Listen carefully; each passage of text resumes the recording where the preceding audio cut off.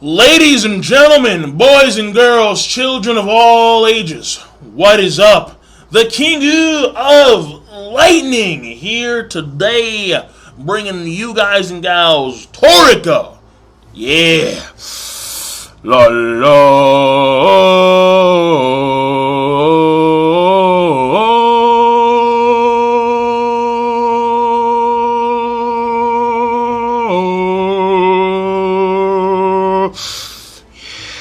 Toriko chapter reviews, chapter 337 review, revival and reunion. Now, if you haven't seen the live reaction to the chapter yet, of course, annotation right here, boom, as well as a link in the box below. Now, this week's chapter of Toriko, there's a lot of shit to talk about. There really is. But first, I gotta speak about the chapter's pacing in the overall story. It's still very strange. To say the least, it's kind of throwing me off. These chapters are awkwardly placed. You have Area 6 in the midst of all the cooking, in the midst of all the festivities, and Yuta beating Condor. Instead of going on from there, we're getting 8 Kings. We're getting Neo bases. We're getting Blue Nitro. We're getting Acacia. We're getting Jirou. We're getting Midori and Tepe. What? Like, it throws me off. It throws me off, and it makes me wonder a little bit about the overall pacing of the story. Like, why are we going, like, this far into other events, as opposed to going back to Area 6, where Komatsu is, and knowing that when it comes to the other groups, Toriko and Starjin, Tengu and Zebra, Coco, and that one guy, Sunny and Livebearer, they have also reached significant goals within their respective areas. So the overall pacing of the story, I'm now starting to wonder, like, what's going on here a little bit. I really am, because it's like, depending on how he does it, it could be either a bad thing or a good thing. But so far, I'm a little bit taken aback by the overall pacing. So I know a lot of folks are liking what's going on in these latest chapters. I am too.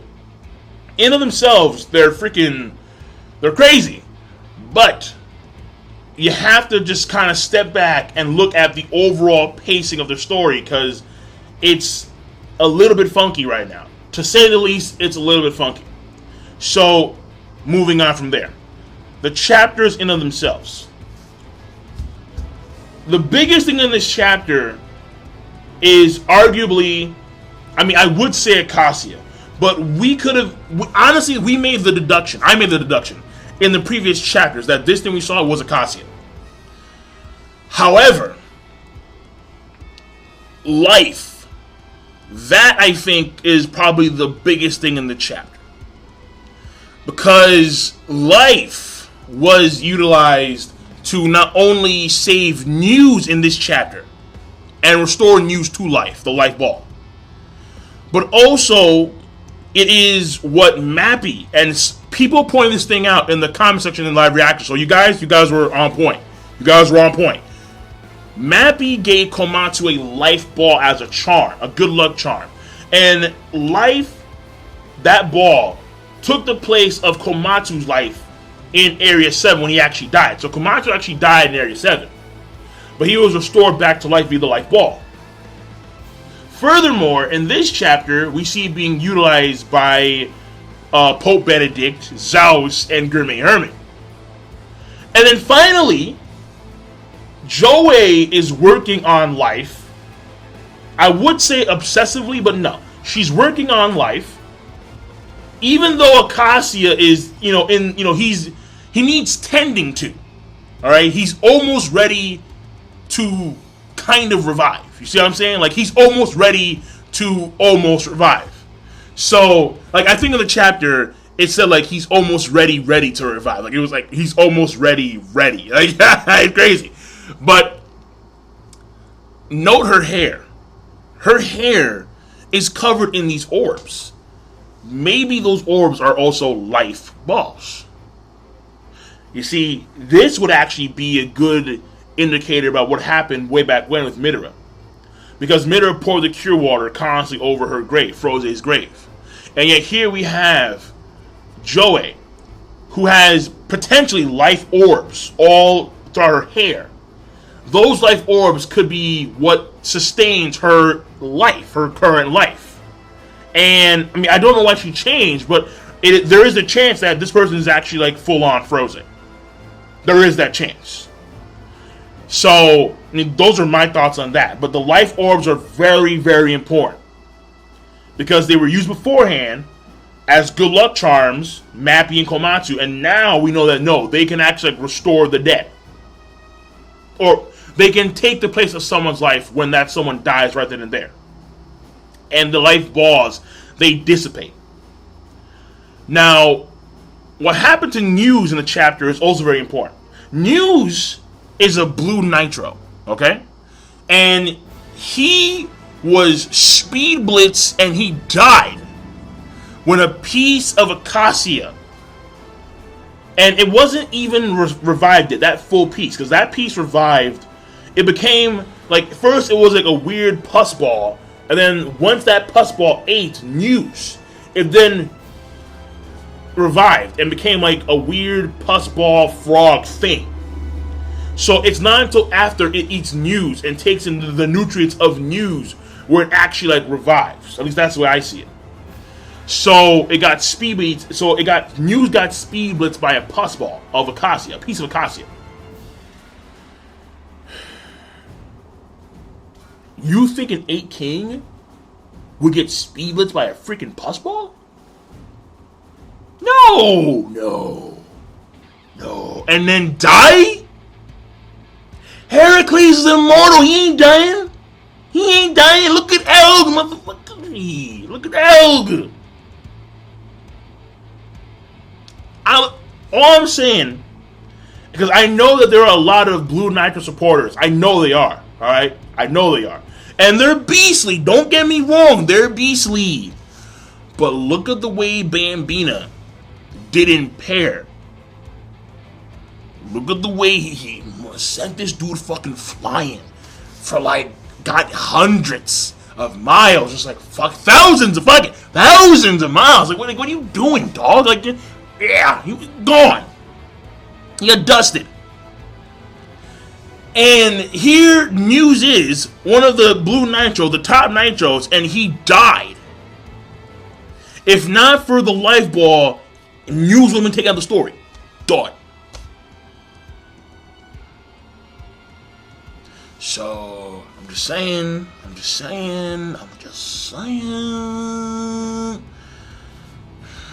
8 Kings, I think, even more soundly, after this chapter, supersede that of their power is greater than that of the Blue Nitro. That's my take on that, but hey, if you think differently, let me know. Now, the next thing in the chapter. Even though Midora was surprised when he saw Froze, because, you know, Froze looks like, not Froze, Jesus Christ. Even though he was surprised when he saw Joey, because Joey looks like Froze, he should know about, you know, Joey looking like Froze, because back during the Cooking Island arc, Starjin saw Joey. He was there, he was at ground zero. And of course he told his boss about what happened. So he shouldn't be that surprised at all. But then again, at the same time, maybe Starjin doesn't know what Froze looks like, so who knows. Regardless of that, he's surprised. He was taken aback. But he's going to go ham. Like I got the feeling that he's going to go ham, because he was going ham beforehand, and granted, if he does go ham, and, okay, let me say it like this. I think there is a chance that he could die in this, in these incidences that involve Joey and Zhaos and whatnot, even though he's been murking thus far. Like, there is nothing thus far that is leading me to believe that he's going to die.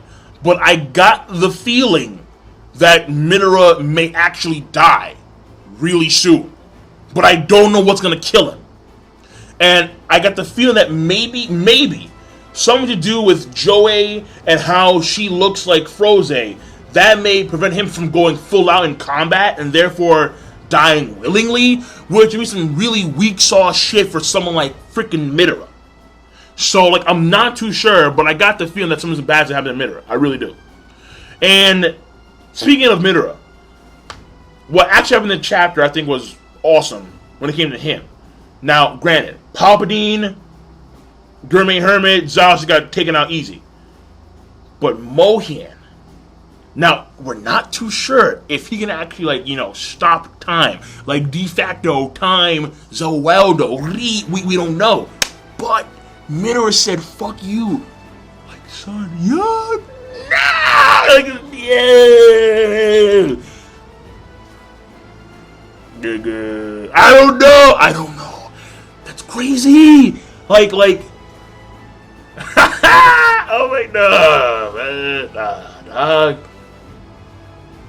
Nah, I don't know what. I have no idea, man. I have no idea. Like, normally, time control, like, whatever, dude. Like, if it's actually time control, normally anything that works within the confines of time would obey to that time control.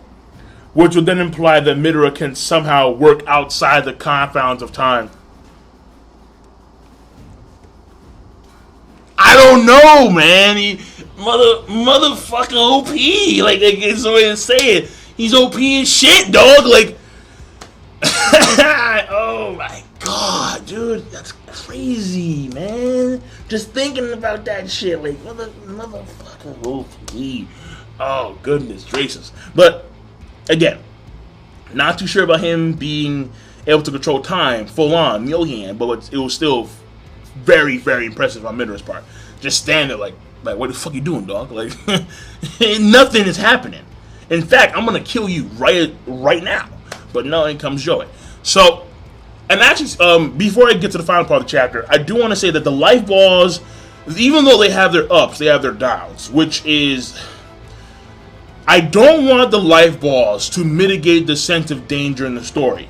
So I don't want characters, because Coco already does that. Coco and his poison dolls, and it's just a reoccurring thing. It's constant with Coco. Coco's abilities mitigate the sense of danger in the story of Toriko. The life balls could act in the same way where, a character dies? No. They regenerate because of life balls. They have life balls somewhere hidden. Like, they have life balls. Yeah. I was like, what the hell? So, I don't want that to happen in the story too much. Alright, not like Coco and his damn poison dolls. No. Finally, the pushulous frog thing stumbles across Leo Tiger. Thing was pretty damn beastly. Did his appetite energy roar, didn't do shit. And in comes Jirou, Setsuno, and Chi-Chi. Now, Jirou, I think, is the one to really look out for, obviously, because I don't think Chi-Chi's that powerful, and Setsuno, I know, is weaker than Jirou. So, Jirou versus the Pus thing. That is going to be a good indication as to how powerful Acacia is. Because if Acacia's pieces can be able to wound Jirou severely, then there is a lot of leveling up to do before the main group can actually take on Acacia. Oh, there is going to be a lot of leveling up to do. Just saying. So that's it. The chapter overall, I thought was an amazing chapter, but I'm gonna leave it at that. Because again, the whole, like, where it's located in the overall story, I still think it's awkward as all hell. So, amazing chapter Toriko, once again. These last chapters of Toriko, have been some good shit. So, I'll see you guys later. Rate the video, comment, subscribe. Have a nice one.